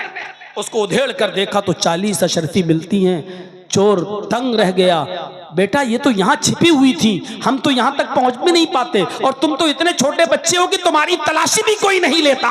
ये बताओ तुम जब ये पैसा, जब ये अशरफियां छुपी हुई थी तो तुमने बता क्यों दिया? क्या जवाब देता है वो बच्चा? मेरी बहनों सुनो और मेरी कौम की बेटियों सुनो, मेरी माओ सुनो। उस बच्चे ने जवाब दिया कि जब मैं घर से निकल रहा था तो मेरी माँ ने मुझे नसीहत करते हुए फरमाया, बेटे हालात कितने भी नाजुक हों, कितने भी नागुफ्ताबे हों, कितने भी खराब हों, लेकिन झूठ कभी मत बोलना। जब तुमने मुझसे पूछा कि तुम्हारे पास भी कुछ है तो मैंने कह दिया हाँ। जब पूछा क्या है तो मैंने कहा 40 अशरफी। मैं अपनी माँ का कहना कैसे ठुकरा सकता था, जबकि मेरी माँ ने ये कहा था कि हालात कितने भी खराब हों लेकिन बेटे झूठ कभी मत बोलना, इसलिए मैंने सच सच बता दिया। उस चोर ने कहा, वाह तू अपनी माँ का इतना कहना मानता है, और मेरी तो सारी जिंदगी इसी चोरी और डकैती में गुजर गई। मैंने तो आज तक अपने रब की फर्मा बरदारी नहीं की। मैं कितना बड़ा निकम्मा और कमीना इंसान हूँ। वो इस बच्चे को लेकर अपने सरदार के पास गया और पूरा वाकया बताया। सरदार के ऊपर बड़ा असर हुआ। उसने सारे चोरों को हुक्म दिया कि इन लोगों का लूटा हुआ माल वापस कर दो और सब तौबा करो, और आज के बाद कोई भी नाफरमानी नहीं करेगा अपने रब की। सबने अल्लाह के हुजूर सच्ची तौबा की और दुआ की, अल्लाह के सामने गिड़गिड़ाए और रोए। तो मेरे भाइयों, एक बच्चे के सच बोलने से सारे के सारे चोरों ने अल्लाह से तौबा करके सही रास्ता पकड़ लिया।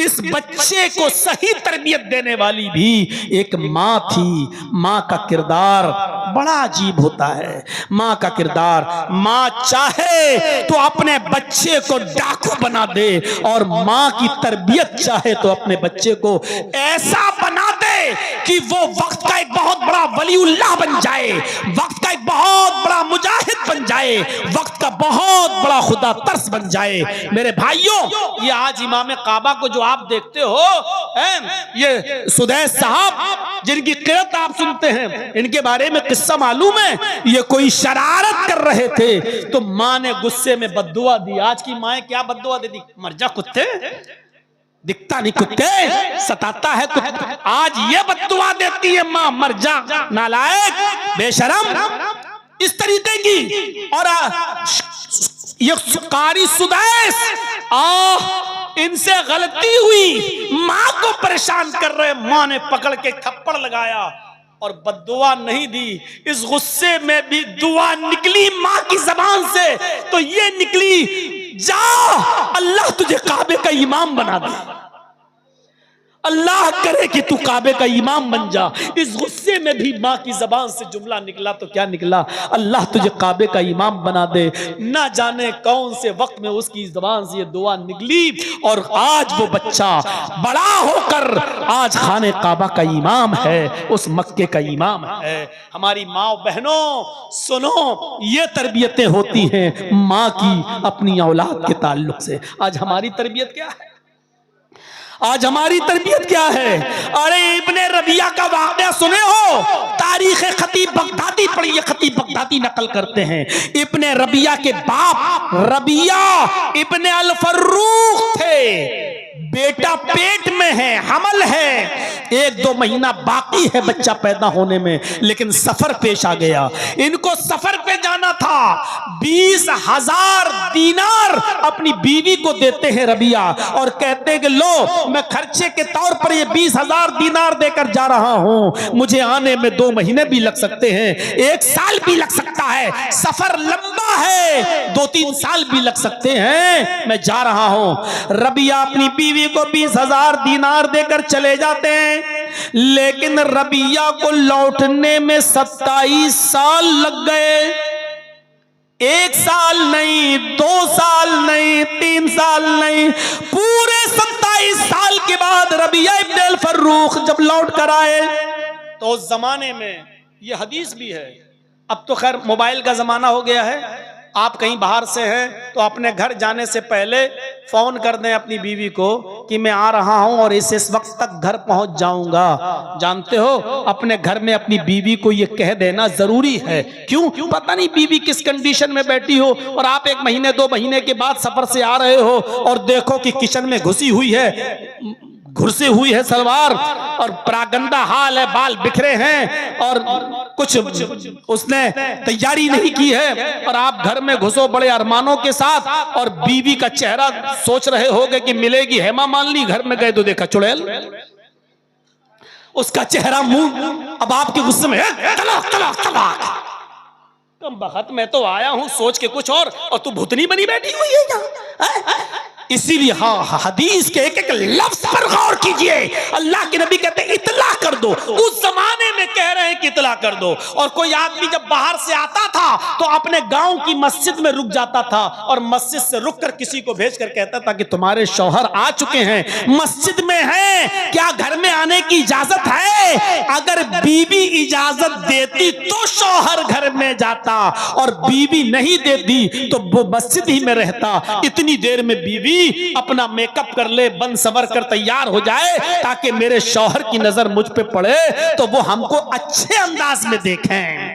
अब ज्यादा मैं इसको घिस पिस के नहीं, वरना गैर मुस्लिम लोगों ने भी हमारी वो खूब बनाई, वो देखा था ना, वो खूब कटिंग चली उस पर, वो घर में रहती हो ऐसे बनकर और बाहर जाती हो। और मैंने कहा कि जो औरत अपने शौहर के लिए बन ठन के नहीं रहती है, उस औरत को ये कहने का कोई अधिकार नहीं है कि तुम रात में 12 बजे क्यों आते हो, 1 बजे। कितना लोगों ने उस पर इंस्टाग्राम पे चलाया, गैर मुस्लिमों ने भी उसमें 1-1 करोड़ रुपया कमाया। मेरे भाइयों जरा गौर करो, इसको इतना उछाला इसको कि आज तमाम, अब तो ट्रेनों में जाओ तो टोपी न लगाओ तो गैर मुस्लिम भी पहचान लेते हैं मुझे, आपकी शक्ल वो लग रही है, यूट्यूब वाले मौलाना लग रहे हैं आप, वही है ना, वही है ना। अब तो ये हाल हो गया है कि अगर पैंट शर्ट पहन के भी सफर करो तब भी लोग पहचान लेते हैं। ये सूरत हाल हो गई अब उस वीडियो के बाद से। तो मेरे भाइयों, रबिया इब्न अल फर्रुख जब आए,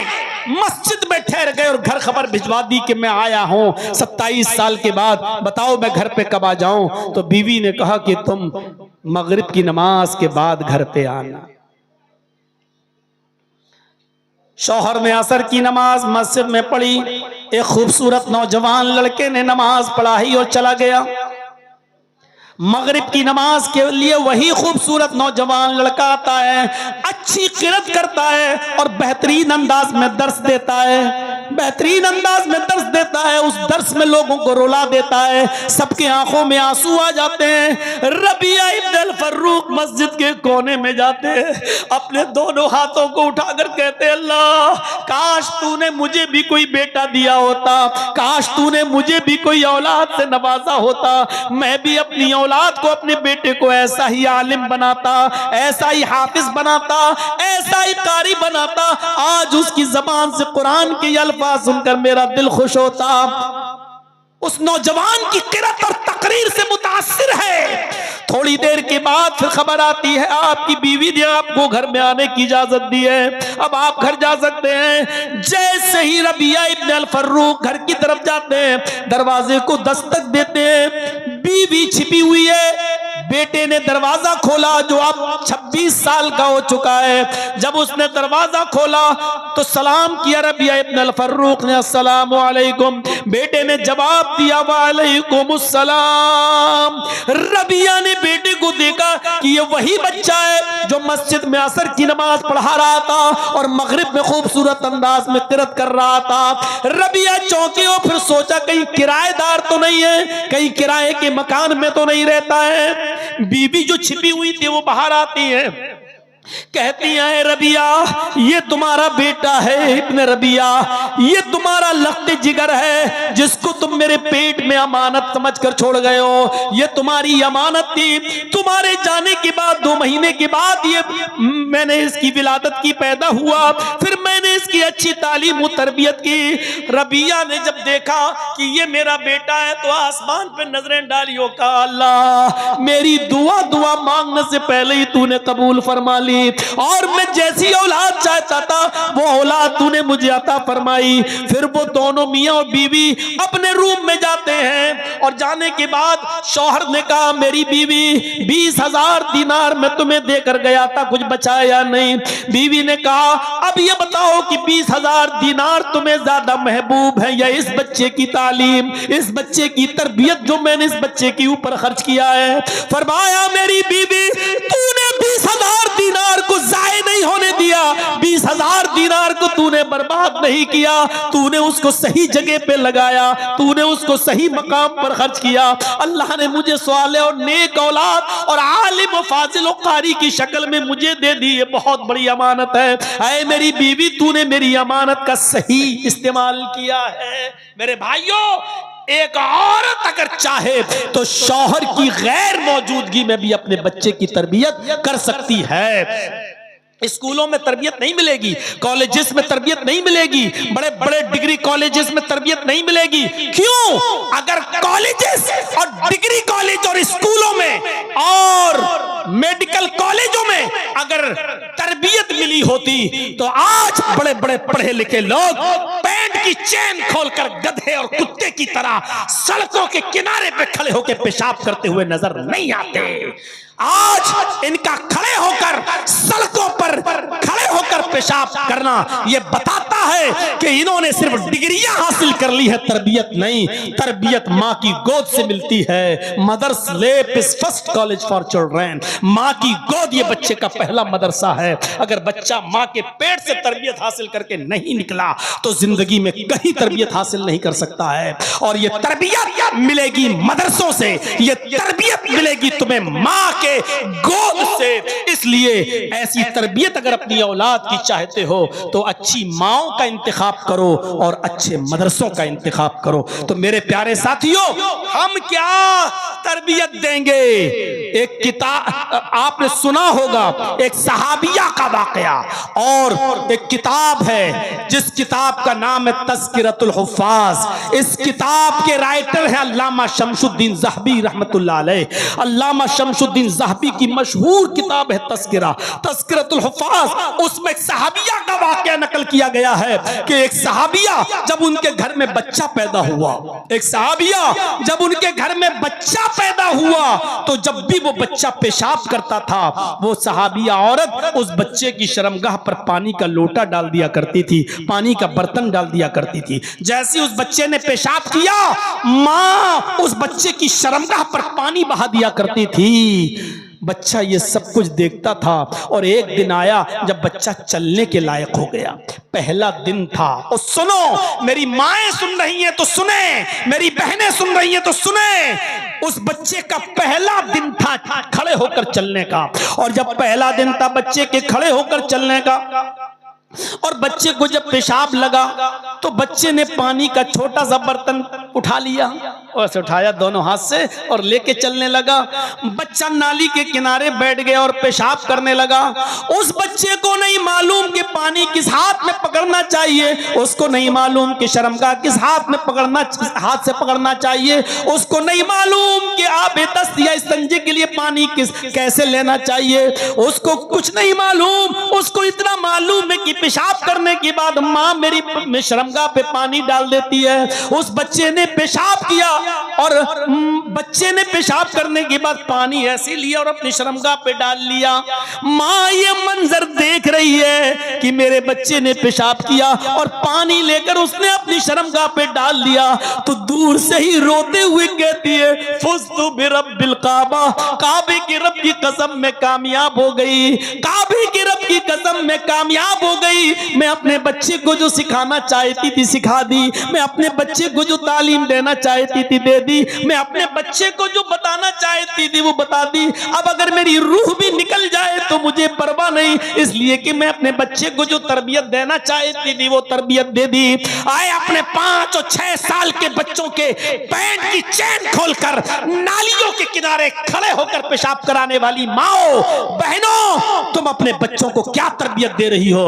आज तुम्हारी गोद में पलने वाली 10-10 साल की लड़कियां भी कैसे कपड़े पहन रही हैं, 12 साल की बच्चियां कैसे कपड़े पहन रही हैं। और तो और मुझे नहीं मालूम कि तुम्हारे झारखंड का क्या हाल है। आओ लखनऊ की सरजमीन पर बड़े बड़े हाजियों, बड़े बड़े नमाजियों, बड़े बड़े मुल्ला मौलवियों और कारियों और हाफिजों की बेटियां जिनकी उम्र 18, 19, 20 साल की हो चुकी है, लखनऊ यूनिवर्सिटी और ऐसे ही दूसरे कॉलेज में पढ़ने वाली ये हाजियों, नमाजियों की और मौलवियों की और कारियों की लड़कियां आज इंस्टाग्राम पर रील बना रही हैं, सरों से दुपट्टे उनके उतर चुके हैं, उरियां हैं, आधे नंगे कपड़े और चुस्त लिबास में डांस कर रही हैं, डांस कर रही हैं और नाच रही हैं और अपने सीने का हिस्सा दिखा दिखा कर इंस्टाग्राम पे पैसे कमा रही हैं। और बेगैरत बाप अपनी बेटी के इस कारनामे को तरक्की कहता है,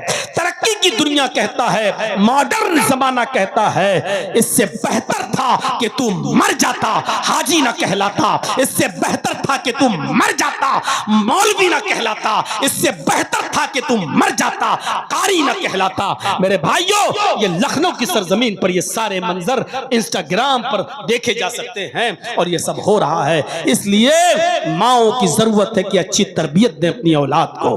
दीनी जलसों के अंदर भी मेरे भाइयों, अभी जहां से हम आए और यहां तक मंजर देखिए आप, बुर्के और ओढ़कर दुकानों पर कैसी भीड़ लगी हुई है और क्या क्या खरीदे जा रहे हैं, और एक एक दुकान पर कितनी औरतें और कितने मर्द। ये सारे मनाजिर जब दीनी जलसों में हो जाएं तो सोचिए आम हालात में क्या होता होगा और दूसरे मौकों पर क्या होता होगा। अच्छी तरबियत की जरूरत है। आज जरूरत से ज्यादा मैं चीख दिया, जरूरत से ज्यादा मैं चिल्ला दिया और जरूरत से ज्यादा पुराने अंदाज में मैंने आपके सामने खिताब भी कर दिया।